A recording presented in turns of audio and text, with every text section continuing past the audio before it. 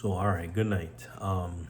Once again, thank you very much for allowing me to make 1,000 subscribers so far. And I did promise someone that when I made it to 1,000 subscribers, I'd really have a little heart to heart as to why I started this and what is my expectation. So, again, as always, let's like, share, and subscribe and continue building the fan page, Trinidad and Tobago family of football supporters, real football supporters, people who are really interested in getting the football back to where it should be. And yeah, that takes me straight to why I started the page. For most people who know, I called the page initially The Journey with the Thornhills. That started because my family and I came across from Trinidad to live across here in the US. So that in itself was a little bit of a journey. Then I started kind of looking at our football, and I've always been a Trinidad and Tobago football fan. Always love the fact that football is called a beautiful game, and there are so many opportunities that come out of football and that could come out of football. And love that our players were getting opportunities, our players were making it to leagues, making it to countries that some of them may have never ever seen before, simply because of playing the beautiful game. And then when I started thinking about it and realizing that we have lost a lot of opportunities, have lost that desire, that want to support, to be in the football. I'm also in a couple football groups, and it's a little bit disheartening to know that sometimes Trinidad and Tobago playing football, national team playing football, and in the groups you don't even hear people talking anything about the national team. They quicker talk about European leagues. They talk about Man City, Barca, obviously, because that is where the interest is in the football. And then we see the decline of everything with our football.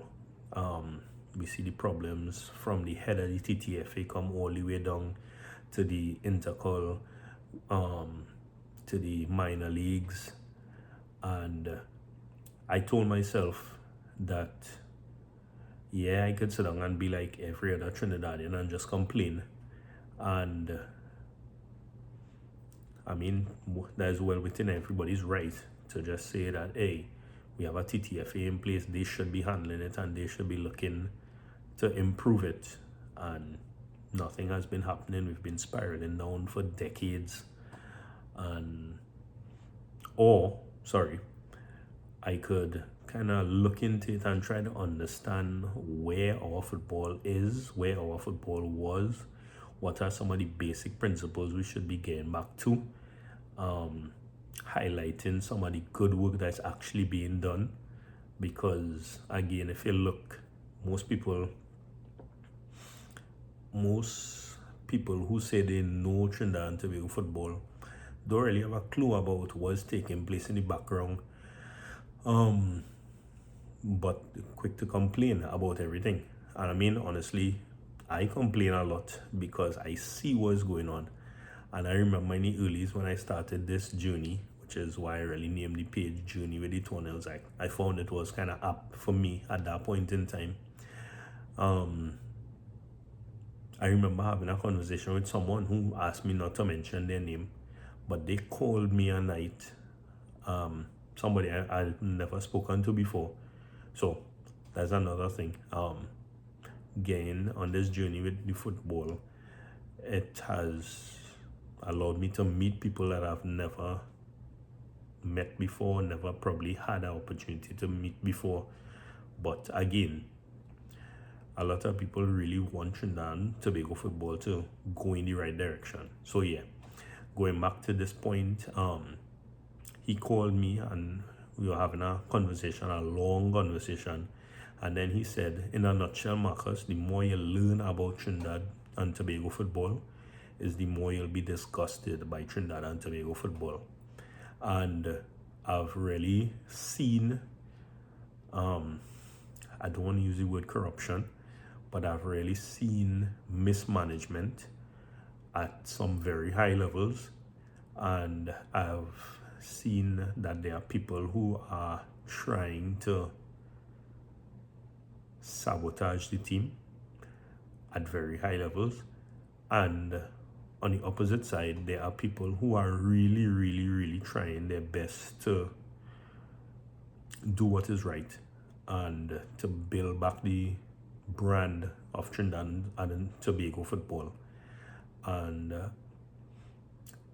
in my role where I work, I kind of look at issues and try to figure out the root causes of the issues and understand what corrective actions could be put in place. I know that is kind of technical terms, but basically in a nutshell is to understand where the challenges are and what could be put in place to make sure that we improve on these situations.